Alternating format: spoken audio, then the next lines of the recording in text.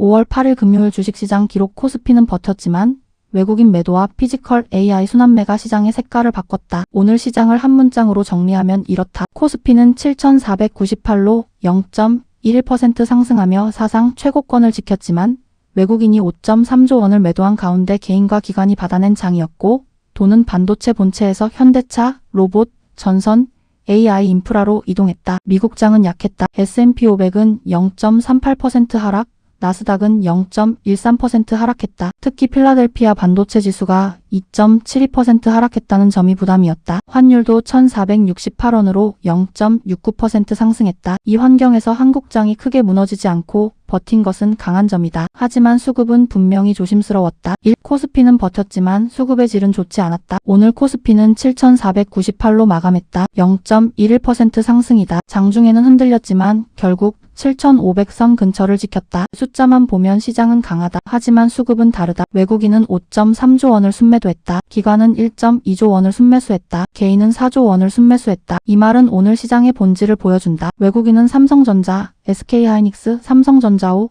SK스퀘어, 두산에너빌리티, BHI, 알테오젠, 에코프로 등을 팔았다. 반면 기관은 SK하이닉스, 삼성전자, 현대차, 한미반도체, 현대모비스, 레인보우 로보틱스, 로보티즈, 파두, 두산테스나를 샀다. 즉 반도체는 완전히 무너진 것이 아니라 외국인은 차익 실현하고 기관은 선별적으로 받는 장이었다. 오늘은 지수가 버틴 날이지 수급이 깨끗하게 좋았던 날은 아니다. 2. 코스닥은 1207.72로 반등했지만 종목별 난이도는 높았다. 코스닥은 1207.72로 마감했다. 외국인은 4천억 원을 순매수했고 기관도 800억 원을 순매수했다. 개인은 4,700억 원을 순매도했다. 코스닥 수급은 코스피보다 좋아 보인다. 하지만 이것도 전면 상승장은 아니다. 외국인은 레인보우 로보틱스, 로보티즈, SPG, 파두, 현대무벡스 같은 로봇과 AI 관련 종목을 샀다. 기관도 레인보우 로보틱스, 로보티즈, 파두, 리노공업, 두산테스나를 샀다. 반대로 알테오젠, 에코프로, 일부 레버리지와 전력 관련 상품에서는 매도가 나왔다. 오늘 코스닥의 핵심은 바이오나 2차 전지가 아니라 로봇, 피지컬 AI, 반도체 후공정, AI 인프라였다. 3. 오늘 시장의 가장 큰 변화는 피지컬 AI와 현대차 그룹이었다. 오늘 가장 강한 흐름은 현대차 그룹과 로봇이었다. 현대오토에버는 휴머노이드 로봇수의 기대감으로 급등했다. 현대차도 보스턴 다이내믹스의 아틀라스 개발형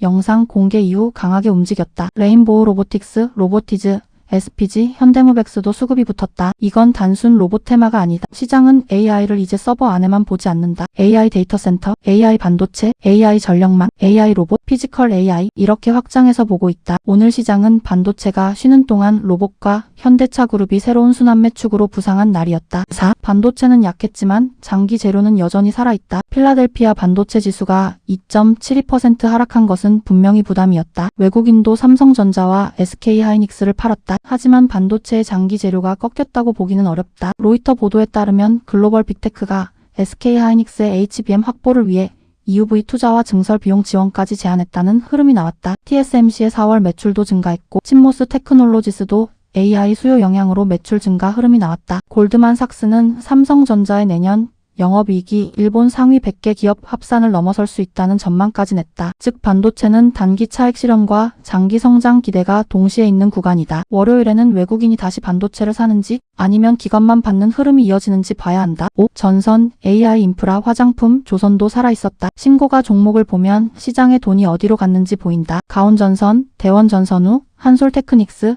시지트로닉스, 다원넥스뷰, 인바디, 코스맥스 MBT가 신고가 흐름에 들어왔다. 전선주는 엔비디아 데이터센터 투자 기대와 AI 전력망 수요로 다시 강했다. APR과 화장품주도 1분기 실적 기대와 함께 움직였다. HD한국 조선해양은 컨테이너선과 VLGC 8척 2.13조 원 수주 뉴스가 있었다. 조선은 여전히 실적과 수주 기반의 강한 업종이다. 오늘은 반도체가 쉬어도 시장이 완전히 무너지지 않은 이유가 여기에 있다. 돈은 빠진 것이 아니라 반도체 본체에서 로봇, 전선, 현대차, 조선, 화장품, AI 인프라로 이동했다. 6. 리스크는 중동, 환율, 삼성전자 노조, 외국인 매도다. 오늘 리스크도 분명했다. 이란의 유조선 나포 뉴스가 있었고 UAE는 이란 미사일과 드론, 위협에 대응해 방공망을 가동했다. 중동 긴장이 다시 올라오면서 환율도 급등했다. 달러 원 환율은 장중 1,470원대까지 올라갔다. 삼성전자 노조 이슈도 남아있다. 과반 노조가 정부 사후 조정을 수용하며 협상은 재개되지만 JP모건은 파업시 영업이익에 큰 부담이 될 수 있다고 봤다. 그리고 가장 큰 리스크는 외국인 매도다. 외국인이 다시 돌아오지 않으면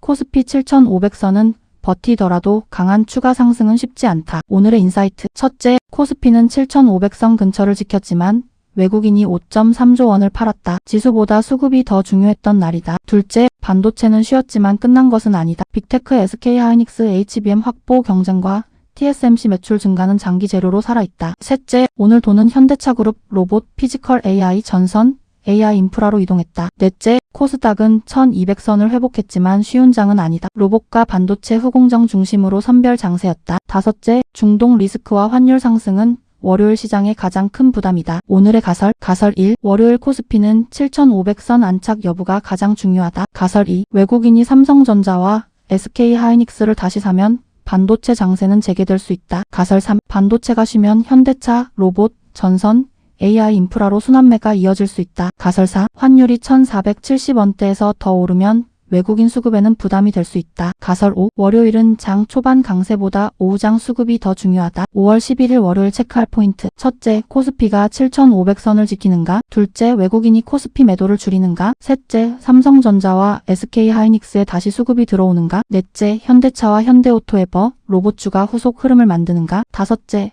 전선주와 AI 인프라가 신고가 이후 버티는가? 여섯째, 코스닥이 1200선 위에서 안착하는가? 일곱째, 환율이 1460원대 후반에서 안정되는가? 여덟째, 중동 뉴스가 유가와 환율을 다시 자극하는가? 5월 11일 월요일 시황 예측. 이제 월요일 한국장을 가장 현실적으로 보겠습니다. 핵심 가설 1. 월요일은 코스피 7,500선 안착이 가장 중요하다. 코스피는 7,498로 마감했습니다. 사실상 7,500선입니다. 하지만 오늘 외국인이 5.3조 원을 팔았습니다. 그래서 월요일은 지수가 더 오르느냐보다 7,500선 근처에서 버티는지가 중요합니다. 7,500선을 지키면 시장은 아직 강합니다. 하지만 외국인 매도가 이어지고 7,500선을 이탈하면 단기 과열 해소가 나올 수 있습니다. 핵심 가설 2. 반도체는 외국인 재매수가 핵심이다. 오늘 외국인은 삼성전자와 SK하이닉스를 팔았습니다. 기관은 샀습니다. 월요일에 외국인이 다시 돌아오면 반도체는 살아납니다. 하지만 외국인이 계속 팔면 반도체는 장기 재료가 살아있어도 단기적으로는 쉬어갈 수 있습니다. 월요일 반도체는 뉴스보다 수급입니다. 핵심 가설 3. 피지컬 AI와 로봇은 새로운 순환매 축이 될 수 있다. 현대차, 현대오토에버, 레인보우 로보틱스,